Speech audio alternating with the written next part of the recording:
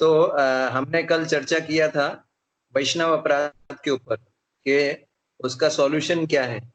अब सॉल्यूशन तो तब होता है जब समस्या होती है।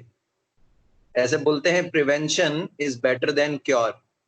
कोई बीमारी होने के बाद उसका सॉल्यूशन करना, ये तो करना ही है, पर उससे ज्यादा बुद्धिमत्ता की बात है कि बीमारी को होने ही ना दिया जाए। तो इसके लिए कुछ हमको मानसिक जो है अपने मनोवृत्ति में बदलाव करने पड़ेंगे, उसके बारे में चर्चा करेंगे। तो मैं आपको 4 प्रिंसिपल्स बता रहा हूं जो आचार्य लोग बताते हैं।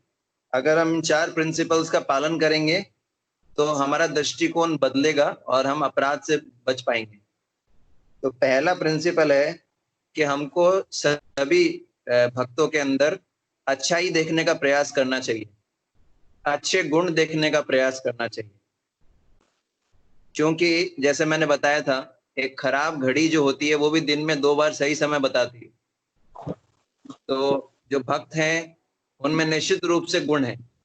तो गुण देखने का हमको अभ्यास करना पड़ेगा, अपने माइंड को ट्रेन करना पड़ेगा कि हम गुण देखें, है ना। अगर कोई व्यक्ति भक्ति में है और कृष्ण उसको भक्ति करने का मौका दे रहे हैं, इसका मतलब निश्चित रूप से उसमें कुछ ना कुछ गुण है, उसमें इसमें कोई डाउट नहीं है ना। कोई हरे कृष्णा जप कर रहा है, इसका मतलब निश्चित रूप में उसमें कुछ ना कुछ गुण है। तो अपने मन के अंदर हम दूसरों के प्रति आदर भाव रखना चाहिए। आप समझ गए। तो हमेशा गुण देखने का प्रयास करना चाहिए। इसमें मधुमक्खी का एग्जाम्पल आता है एक, और एक जो डोमेस्टिक फ्लाई होती है, नॉर्मल मक्खी। तो नॉर्मल मक्खी जो होती है वो गंदगी में जहां भी गंदगी होगी तुरंत चली जाएगी। जो मधुमक्खी है वो हमेशा फूलों पे बैठती है, फ्लावर्स पे। तो हमको भी मधुमक्खी के समान होना चाहिए, गुण देखने चाहिए। दोष तो देखेंगे तो बहुत मिल जाएंगे, लेकिन भगवान कृष्ण का ये स्वभाव है कि भगवान को किसी भी अगर भक्त के अंदर किसी भी व्यक्ति में एक भी गुण दिखता है तो उनके सारे दोष भूल जाते हैं, है ना। तो पहला पॉइंट है कि जो है सभी भक्तों के अंदर गुण देखने का प्रयास करना चाहिए। दूसरा पॉइंट ये है कि हमको समझना चाहिए कि कोई भी व्यक्ति जो है वो शाश्वत रूप से दुष्ट नहीं होता। ऐसा नहीं कि अगर वो उसमें कुछ बुराई है तो वो बुराई हो गया जिंदगी भर, है ना। हम किसी के विषय में कोई भी निर्णय लेते हैं, सदैव एक चीज स्मरण रखनी चाहिए कि हर एक साधु का एक अतीत था। जैसे बोलते हैं ना, एवरी सिनर एवरी जो है saint has a past and every sinner has a future. तो हर साधु का एक जो है भविष्य भूतकाल था, और हर जो है पापी व्यक्ति का भविष्य काल होगा। जैसे हम देखते हैं कि वाल्मीकि थे, मृगारी थे, वो पहले कैसे थे और बाद में साधु बन गए। और प्रत्येक पापी का भी एक भविष्य होता है, जैसे अजामिल है, जगाई मदाई। आप समझ गए। तो हम जो है, हो सकता है कि आज का जो जिसमें बुरी क्वालिटीज हमको दिख रही हो या उसमें कुछ बुरा कर भी रहा हो सकता है कल वो व्यक्ति साधु बन जाए, है ना। तो पॉइंट ये है कि एक पापी व्यक्ति को अगर आप साधुओं के संग अगर साधु संग मिलता है किसी व्यक्ति को, तो एक क्षण में उसका बुरा स्वभाव बदल जाता है। ये हम मृगारी के उदाहरण से देख सकते हैं, है ना। और बाय क्रिश्चियनिटी में जीसस क्राइस्ट बोलते थे, पाप से घृणा करो, पापी से नहीं।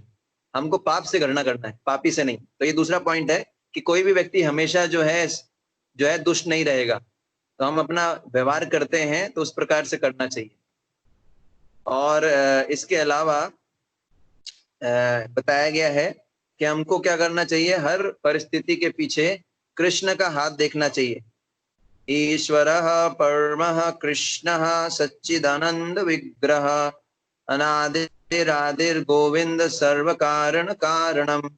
कि जितने भी चीजों के पीछे कारण कौन है, कृष्ण। तो कृष्ण सभी वस्तु सभी व्यक्तियों के भीतर हैं, और जो है सब कुछ उनके भीतर है। तो सब जगह कृष्ण है, तो सब घटनाओं के पीछे कृष्ण कंट्रोल कर रहे हैं। तो कृष्ण अगर कुछ कर रहे हैं तो हमको उसको पॉजिटिव लेना चाहिए, है ना। तो जब सब चीजों के पीछे कृष्ण का हाथ देखेंगे तो हम किसी व्यक्ति में दोष नहीं देखेंगे फिर, क्योंकि भगवान जो है इस तरीके से अरेंजमेंट करते हैं कि साधक का धीरे धीरे शुद्धिकरण होता है। तो तीसरी चीज है हर परिस्थिति के पीछे कृष्ण का हाथ देखना चाहिए।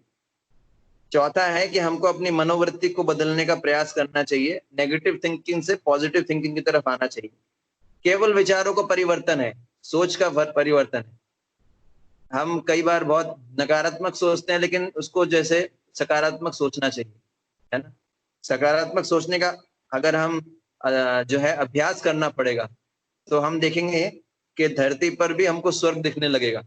हमारी सारी प्रॉब्लम है हमारी विचारधारा, तो हमको हर परिस्थिति में सकारात्मक दिखना चाहिए। हर परिस्थिति में, कितनी भी वर्ष परिस्थिति हो, सकारात्मक दिखना चाहिए।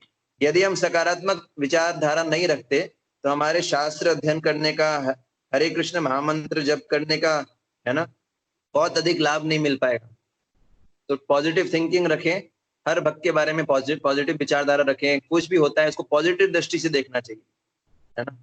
और देखिए, हम लोग थोड़े समय के लिए एक दूसरे के साथ हैं। ऐसा नहीं है कि हम जो है हमेशा, पता नहीं, कुछ दिन साथ में रहेंगे, उसके बाद हम कहाँ, जैसे बोलते हैं ना, आप कहाँ हम कहाँ। तो उसी प्रकार से थोड़े समय के लिए हम सबके साथ हैं, अच्छा व्यवहार रखें, ठीक है ना। और सब कुछ भगवान के कंट्रोल में हो रहा है, जैसे कि मैंने बताया।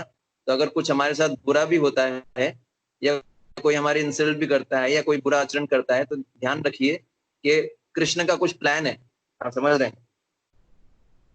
तो इसलिए जो है, भगवान हमसे प्रेम करते हैं, वो चाहते हैं कि हम शुद्धिकरण हो हमारा, इसलिए इस प्रकार से अरेंजमेंट होता है। तो इन चीजों का हम ध्यान रखेंगे, तो हम देखेंगे कि धीरे धीरे हमारी प्रिवेंशन, बीमारी होने से पहले उसका इलाज करना सबसे best, prevention is better than cure. तो ये मनोवृत्ति हम बनाए रखेंगे और प्रयास करेंगे भगवान के नाम का जप करने का। हरे कृष्णा। श्री हरिनाम प्रभु की जय। जगत गुरु शिला प्रभुपाद की जय। समस्त गौर भक्त वृंद की जय। निताई गौर हरि प्रेमानंदे।